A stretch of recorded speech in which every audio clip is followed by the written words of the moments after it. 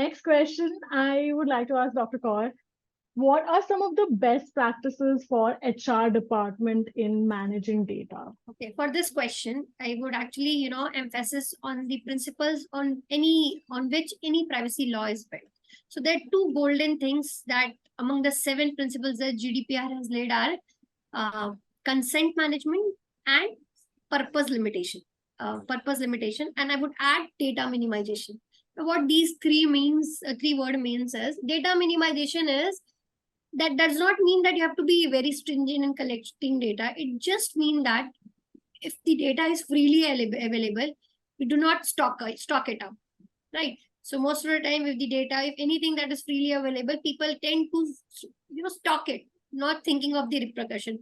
So when this act has come into play, some of the golden standard to go by would be, highly emphasizing on data minimization. So if you need only phone number, don't look for WhatsApp number, don't look for email number. Go for the basic phone number. Just an example.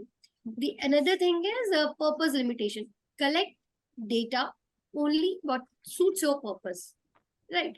For example, if I'm going to apply for a SIM card company, it should not be looking for my blood group, right? Even if I'm able to give it, it should not be getting that. The purpose limitation is second important thing, and consent. Everything goes below. Consent takes the priority. Okay, so now when it comes to best practices, you should build your practices around these principles. Start thinking of a consent management process. So if you're collecting data from your employee, make sure that you have a set list, right? So you define the purpose for which the information is being collected. You just don't put out that we need all this information. You need to have a reason why you are doing it. So you should have a set process for it. It should not vary from employee to employee unless there is some other reason to it. And if you are having certain other reason, please make the exception to it. It should be accessible. The other best standard to go with is defining the retention period for which you are holding the data. With this act, retention becomes particularly crucial, not just because you have to store the data. The technical and security standards are also a burden on us, right? You have to spend information.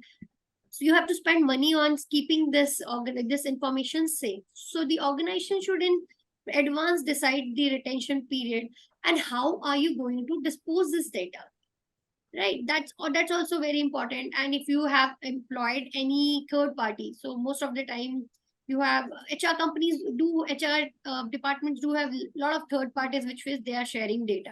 So you have to now with under the realm of this act, you have to reconsider your contract. You have to see what type of information you are sharing, and you have to provide this information to the employee as well. So the good thing is, think about the standard contract with all the third parties that you are going to make, and with the background verification, which is particularly important. So I don't think employees are at all aware about the SPDI under IT Act. Only the background companies were available. So just to give you a little light, before the Personal Data Act came into force, IT Act of India had a clause added in 2011 that the BGV companies or anybody who are going to access certain form of sensitive information have to follow some norm, and these were termed as SPDI.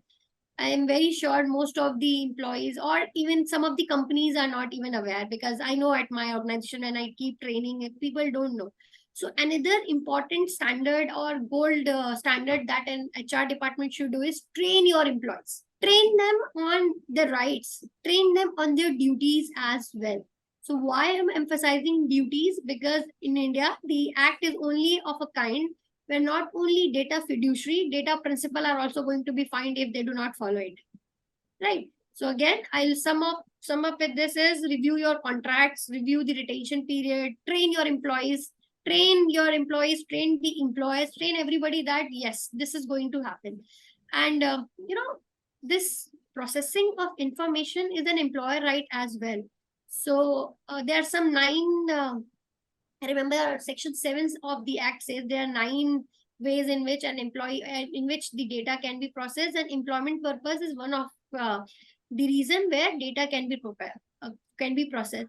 So it's a contract basically, right? So employer and employee both at the time need to understand what they are sharing and what kind of trust they are going to build around this information.